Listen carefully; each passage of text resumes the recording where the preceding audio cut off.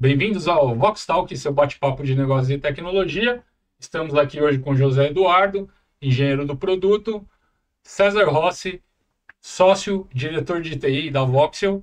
Eu sou o Márcio Rodrigues, arquiteto de soluções, e vocês estão no Vox Talk.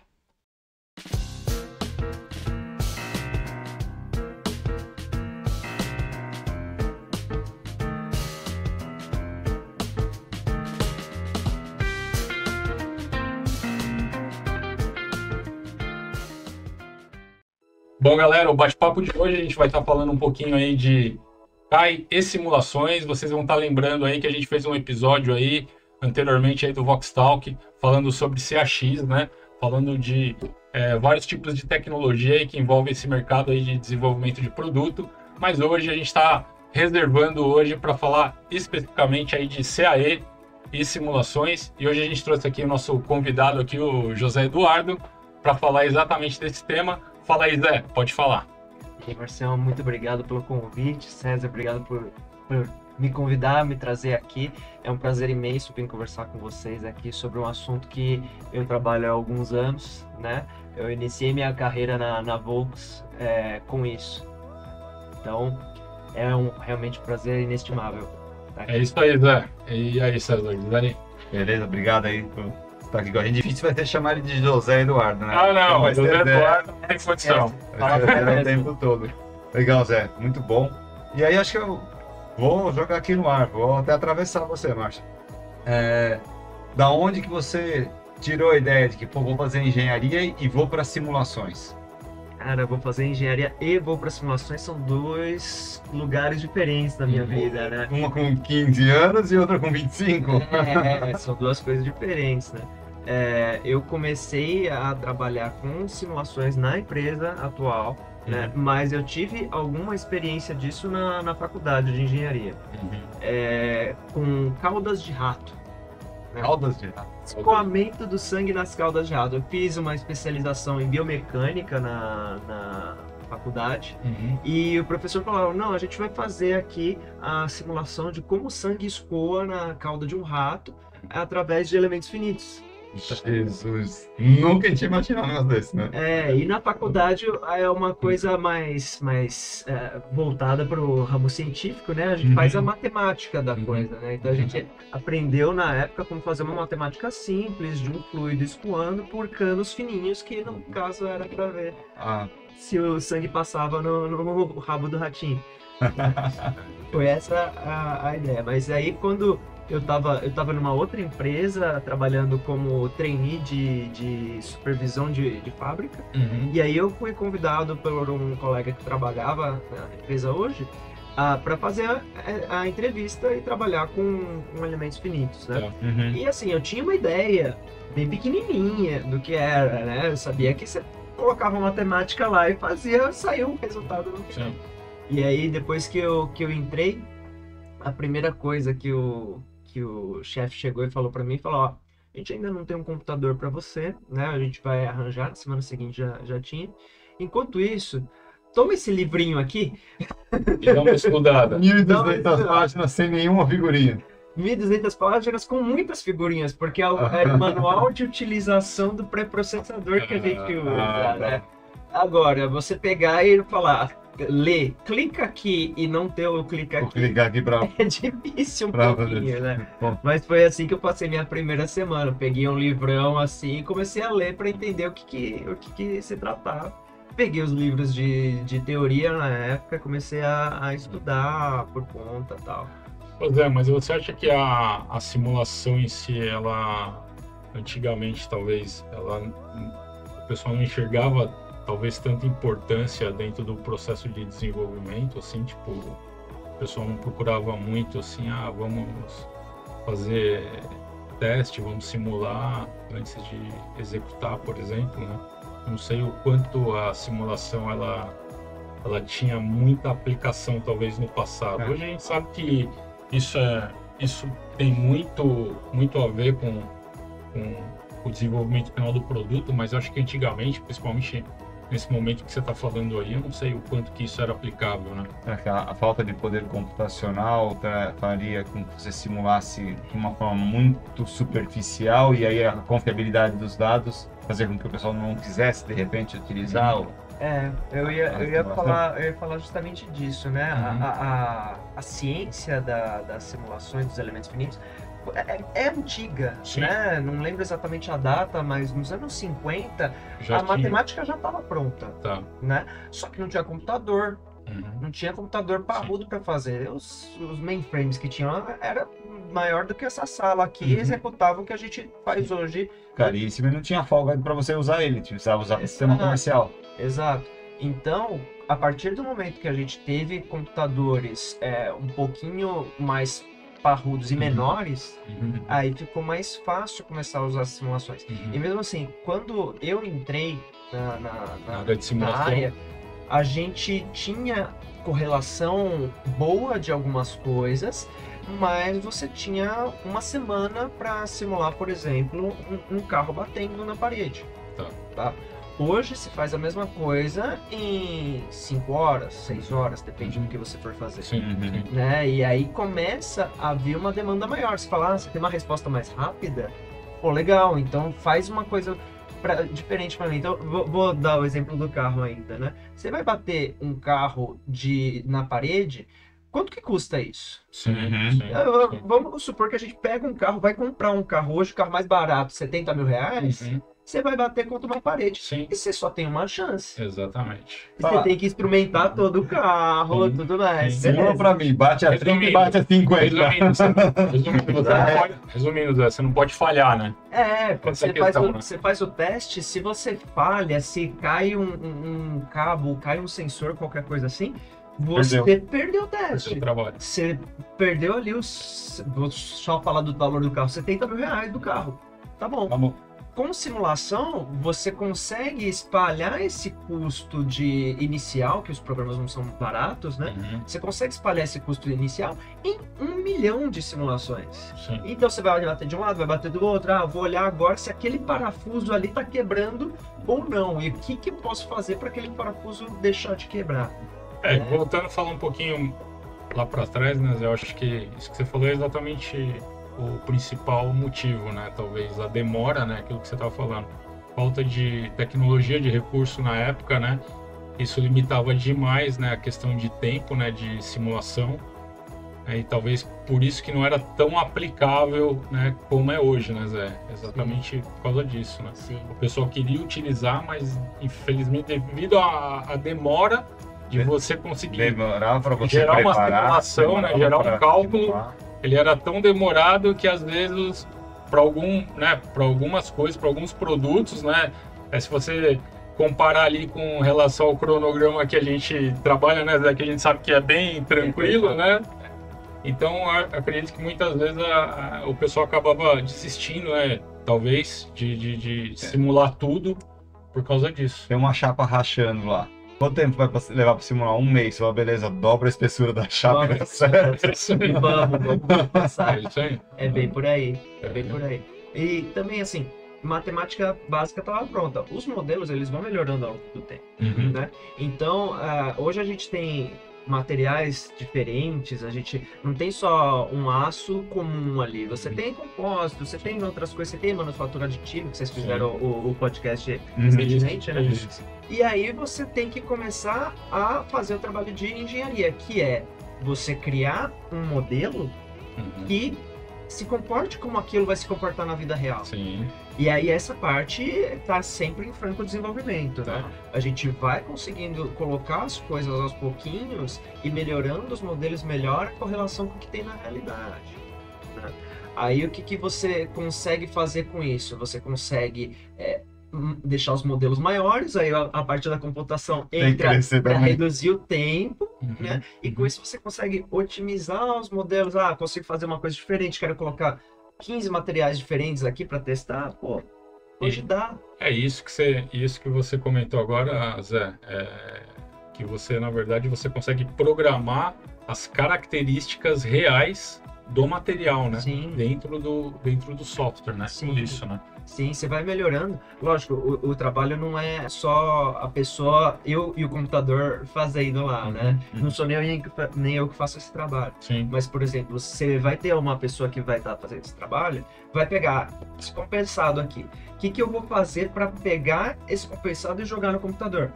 Eu tenho que saber as propriedades físicas. Isso. Como é que eu vou fazer as propriedades físicas? Tá. Eu vou fazer teste, né? Então tem um trabalho, Parte eu de vou ensaio, apertar, eu vou puxar, eu vou esquentar, eu vou esfriar isso daqui para ver como ele vai se comportar e eu transformar isso nas curvas e as funções que Se você precisa. são usadas hoje nos modelos de elementos finitos por aí. Né? Você tem todo esse trabalho aí Você de preparação, né? Sim, você tem trabalho específico para isso, né? É legal se você tem um banco de dados, tem muitas coisas hoje que são fáceis de fazer das coisas clássicas, mas daí as coisas mais diferentinhas, assim, já dificulta. Um compensado, beleza, mas se tiver um nó nessa madeira aqui, aí as pessoas vão especificando e ver até onde precisa especificar também, né? Porque chega num ponto que você vai perder mais tempo preparando do que se realmente construísse, né? Exato, aí é a junção entre universidade e indústria. A universidade vai querer fazer o melhor possível, né? Vai especificar o tanto que eles tiverem recurso. A indústria vai falar, eu quero o suficiente para eu poder saber se funciona o meu produto. Na verdade, você cria um limitador, né, Zé, de qualidade, né, o quanto você precisa, né, daquele resultado seja próximo, né, o suficiente para a sua necessidade, né. Então, na verdade, você acaba se baseando nisso, né, você fala assim, quanto tempo demora para eu, sei lá, programar um novo material, né, ou criar um novo modelo de simulação, né? Dependendo desse tempo, é isso que você falou, né? De repente, me manda com 60%, 70%, eu já consigo, né, tirar um resultado aqui que seja coerente e aplicável para o produto, né? Perfeito.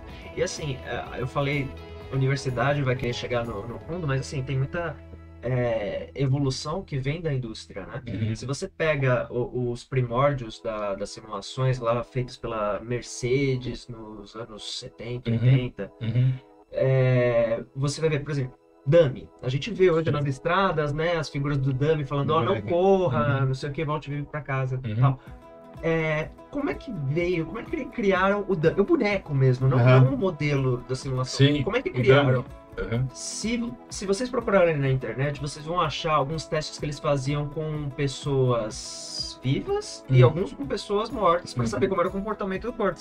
Né? Então, um dos primeiros treinamentos que eu fiz me impressionou muito que o cara falou, não, eu quero saber o que a aceleração faz no corpo da pessoa. E o cara se colocou ali numa cadeira, né? E fez acelerar uma velocidade absurda, assim, né?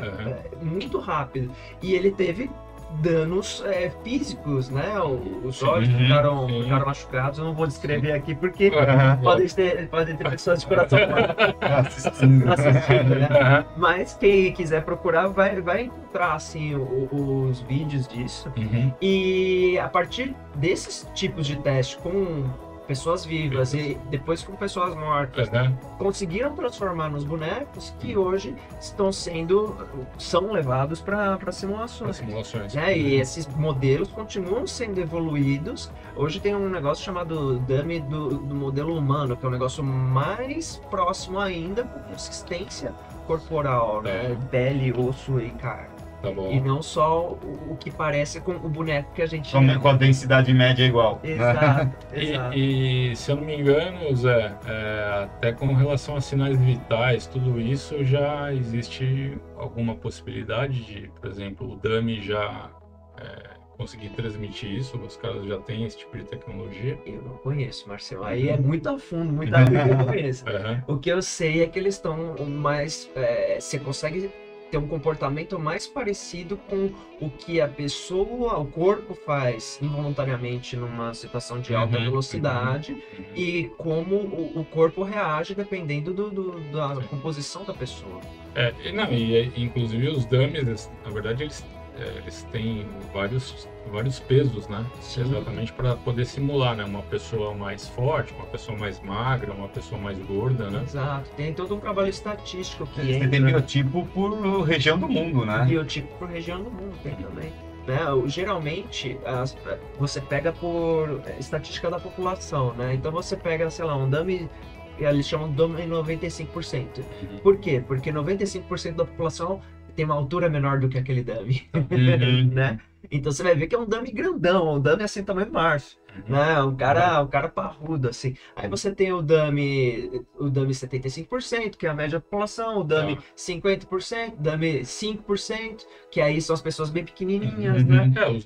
Até dummies de crianças, dummies de criança. Então você tem uma gama de bonecos que são utilizados para ver como é que é a reação perante um acidente. E você tem os modelos de simulação desses bonecos. E te entregar o resultado mais próximo possível, né? Até para quando for feita uma simulação de estrutura, né? De carroçaria, qualquer coisa, exatamente para você saber, né? Conseguir ter toda a noção de deformidade de tudo, né, Zé? Isso. A gente tem N simulações diferentes, né? Quando a gente faz um produto. Depende do foco. Então, por exemplo, se eu faço uma simulação de ar-condicionado, eu vou ter ali algumas coisas que eu posso simular. Eu quero simular o fluxo do vento do ar-condicionado nessa sala. Tá bom. E saber onde eu vou ter pontos de calor ou pontos de frio. Tá bom. Para eu tentar tunar aí quanto que eu vou gastar de desenvolvimento no ar-condicionado para eu, como é que eu vou baratear para ter um produto legal, né, para aquele tipo de situação. Né? Aí eu vou fazer voltando de carro, né? Eu vou simular a vibração do carro, né? Então, em que velocidades que eu tenho um ruído maior? Né? Eu tenho uma ressonância maior. Ah, não, beleza. Se o carro estivesse mexendo numa pista diferente, onde que eu posso ter riscos de desgaste maior, de perda de durabilidade, né? E esse tipo de coisa a gente vai fazendo. Aí numa situação de crash, né? Você vai bater o carro, você vai saber, beleza, eu tô esmagando o espaço de cabine ali para a pessoa ou não, ou numa situação mais suave, eu bati o meu carro no estacionamento bem 2 km por hora ali, eu vou quebrar meu para-choque? Né? O prejuízo já vai ser grande só por causa de um totalzinho? Exato.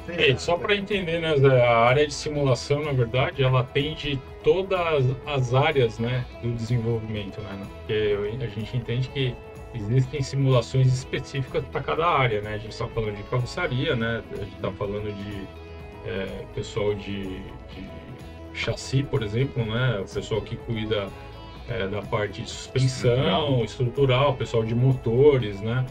Então toda a área de simulação, né? Toda essa parte de CAE, ela entrega informações que são utilizadas por todas essas áreas, né, durante o processo de desenvolvimento do produto, né? O que a gente já simula hoje, assim, que é muito utilizado em todas as indústrias? Eu sei que a gente estuda bastante características dos materiais, você falou lá do sangue no rabo, a gente está falando de dinâmica de fluidos. Quais são os principais pilares, assim, da simulação que a gente tem utilizado de forma massiva aí, hoje em dia? Deixa eu ver se eu entendi. Eu acho que o que você está querendo que eu fale é se existe simulação estrutural, né, que seria o comportamento físico perante forças que entram, tá? Simulação térmica, né, que você vê se... Esse exemplo que você deu do ar-condicionado, né? Do ar-condicionado, que também é simulação de fluido, né? É o ar andando, simulação de aerodinâmica também, é simulação fluido, dinâmica, né? O ar andando. Você tem simulações ópticas hoje em dia, da iluminação do... Você desenvolve os faróis dos veículos, baseado no estudo. Faróis dos veículos. Você tem simulações de vibração, como eu falei também, que aí é como os corpos se comportam perante estímulos contínuos e variados, né? Que mais que você tem? Você tem simulações de injeção de plástico, né? Você tem simulações de estampabilidade. Eu acho tem simulação de tudo, gente. Se não tem ainda, é porque não foi preciso na indústria. Eles não consideraram talvez ainda um ponto-chave, né? Porque a hora que acontecer, tiver essa necessidade, eles vão desenvolver. Dá para simular, mas eu não tô precisando disso ainda. Você tem simulações do posicionamento dos robôs numa fábrica. Sim. Do fluxo de pessoas, Sim, né? isso mesmo. Esse é um outro ponto, né? A gente vai estar programando um podcast aí sobre essa parte de simulação, né? Da parte de produção, né? Uhum. Esse Sim, vai ser um próximo tópico aí. Da área fabril, né? Área fabril, justamente nesse ponto que você tocou aí. É porque na verdade hoje a simulação eu entendo que ela está presente agora em toda a fase de desenvolvimento, né, Zé? De todo tipo de produto hoje, né, da indústria, se a gente for pegar, qualquer um, desde um carro até um liquidificador, a gente sabe que existem várias simulações aí que elas efetivamente têm o objetivo de que baratear o custo final, né, Zé, do produto, né? Até porque você está se antecipando aí, né, a N problemas lá na frente que você possa ter com o seu produto, né? Acho que esse é um dos objetivos aí que a simulação ela possibilita aí as empresas alcançarem, né? Você pode até falar isso melhor, né, Zé? Mas eu acho que esse é um dos principais focos, né? Sim. Baixar o custo, né? Sim, com certeza. Se existe uma possibilidade de fazer virtualmente alguma coisa e isso é mais barato do que fazer a coisa física, eles vão escolher sempre fazer o virtual. Onde você tem maior ganho, é isso que move a indústria, né? Onde você tem o ganho maior, a gente sabe. Então, por exemplo, se eu estou fazendo uma simulação dessa xícara aqui, tá bom, eu vou simular se essa xícara quebra. Quanto é que eu vou gastar nessa simulação e quanto eu vou gastar em quebrando essa xícara? Eles vão fazer esse peso, né, e escolher para onde eu vou, né? E outra coisa, Zé, a realidade virtual também agora já está muito presente dentro dessa área de simulação, né, Zé? Sim. Isso cresceu demais, né? A gente sabe que a gente tem algumas áreas, né, dentro das fábricas hoje que já o foco é a realidade virtual, né? Principalmente você pega design, né? Pega algumas áreas que hoje a realidade virtual está muito presente, né? Você não tem só dentro das fábricas. Você tem realidade virtual quando você vai aprender a dirigir hoje. Sim. Isso. Você vai aprender a dirigir hoje, existem cabines. Faz tempo que eu aprendi a dirigir, eu imagino que vocês não façam tão bem. Mas hoje você vai ter lá um tipo de um videogame que você vai simular o que é que acontece caso você execute alguma ação ali. Então você vai ter o cockpit, volante, acelerador, freio e tal, para você fazer esse tipo de coisa. Exatamente. A realidade virtual também é um tipo de simulação, não é de elementos finitos, Sim. né? Outro tipo de que tecnologia. É um outro objetivo. Mas sim, então tá presente em tudo que a gente faz hoje em dia, né? E Zé, o que você enxerga aí de futuro? O que a gente vê aí que já existe de repente algumas ideias já surgindo ou que você acha que falta, né? Que ainda precisa ser desenvolvido? O que você enxerga? Como que vai ser a simulação? Vamos focar, né, mais a parte aqui do elementos finitos, fluidos, mas não tanta realidade virtual. Para onde que vai isso? Mas essa é a questão, eu acho que vai tudo se unir. Eu penso, quando eu falo em futuro de simulação, de realidade virtual, eu penso naquele filme de Tom Cruise, Minority Report, né? Então, hoje a gente já vê óculos de realidade aumentada, né? E manipulação de elementos utilizando luvas ou às vezes a própria mão aparece de movimento. Hoje, mesmo os mais avançados que eu vi ainda não correspondem exatamente com o que a gente vê. Então você sente uma diferença, mas isso vai melhorar e aí você vai conseguir juntar os elementos finitos, o que está quebrando, né, o que está acontecendo com esse tipo de visualização, né? Por quê? Porque isso vai dar mais subsídio para as pessoas que fazem a decisão das coisas decidirem, né? A pessoa não precisa ser o especialista da simulação que vai simular lá para entender o que está acontecendo. E a IA já está chegando dentro da sua área, Zé? Sim, a IA já está chegando dentro da nossa área. Eu tentei alguns anos atrás trazer IA, mas ainda não estava... Muito embrionária da. Tava um pouquinho embrionária, mas a gente já vê hoje algumas empresas do ramo de simulação por elementos finitos aplicadas nisso, né? Em utilizar machine learning para conseguir desenvolver simulações com um custo menor e mais rápido. Né? Então, toda IA depende de uma base de dados. Então, você cria essa base de dados, né, do jeito convencional, e a partir dessa base de dados você consegue criar um modelinho generativo para ter uma resposta mas assim, mas a IA ela já consegue te trazer um resultado assim, além de mais rápido, mais assertivo, ou ela simplesmente é uma ferramenta de apoio para o seu trabalho que você vai desenvolver? Depende da complexidade do modelo. Então, se você tem modelos que não se comportam linearmente, não é uma linha reta, por exemplo, um compensado aqui, se você bater e quebrar aqui, você não sabe exatamente onde ou como ele vai quebrar, né? Mas se você bater numa coisa, numa coisa mais homogênea, assim, você bate uma chapa de metal, você sabe mais ou menos ali como ela vai quebrar, depende do jeito que você bate, depende de qual formato. Mas se você tira a complexidade do modelo, a IA ela já tem umas respostas muito boas nesse aspecto, né? Para as outras coisas, tá vindo, tá chegando.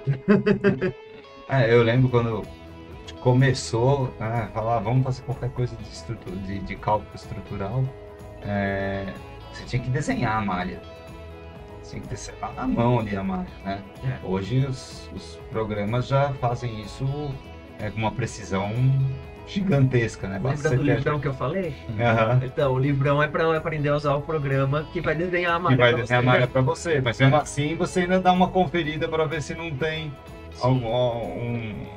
algo fora de padrão ali, né? Sim. Então, o ponto que eu queria falar a IA já consegue ajudar nesse ponto. Você tem sistemas que criam essa malha já baseada não só na matemática que ele recebeu, e sim em histórico, em base de conhecimento, e falar, é melhor fazer a malha desse jeito ou desse jeito, a IA já está para esse lado? Aí eu já não sei se ela está nisso. O que eu sei é o seguinte, quando eu comecei a trabalhar nessa área, se você queria fazer a malha de um painel de instrumentos, por exemplo, você levava mais ou menos um mês para conseguir transformar todas as paredes em quadradinho. Triangulinho. E não deixar uns quadradinhos tortos no espaço, que é a parte da qualidade do modelo que a gente está falando.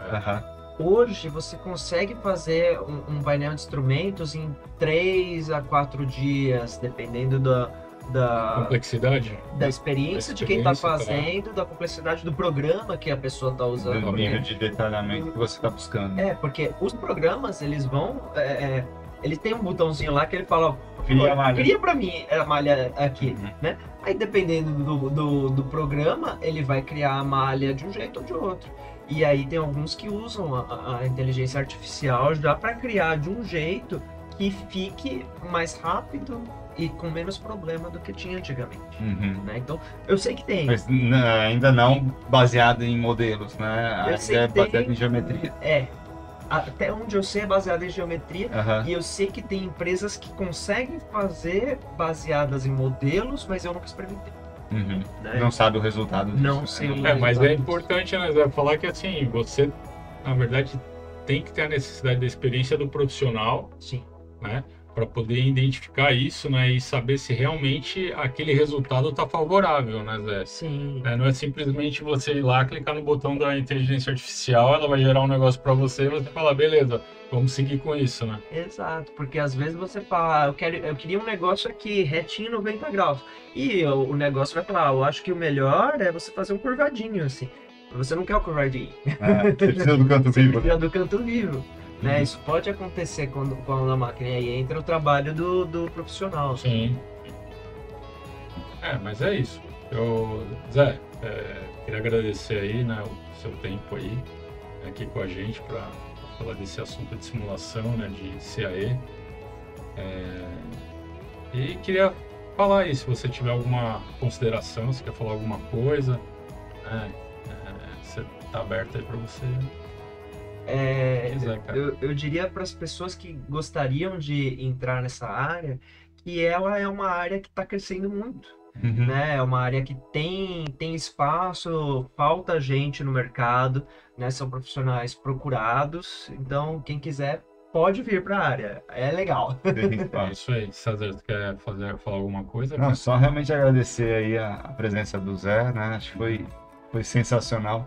De novo, cara, a gente tem que tomar muito cuidado para não fazer podcast de 20 horas, porque a vontade aqui é começar a entrar no detalhe de cada um dos tópicos exatamente que isso. você falou. Então, realmente, parabéns aí, agradeço bastante aí o seu tempo, disposição, o seu conhecimento em ajudar a gente, né? Que até o nosso linguajar, às vezes, é um pouco complicado, a gente tem dificuldade de fazer a pergunta, difícil, né? Porque a gente sabe até a primeira página, né? Não do livro de 1200. Então, realmente, obrigado aí por estar aqui com a gente. É isso aí. E esse aqui foi um Vox Talk, né? Agora no nosso novo cenário aí. Né? Segue aqui embaixo nossos contatos, né? Não se esqueça de se inscrever no canal e ativar nossas notificações. E dá um like nesse vídeo aqui. E até o próximo Vox Talk.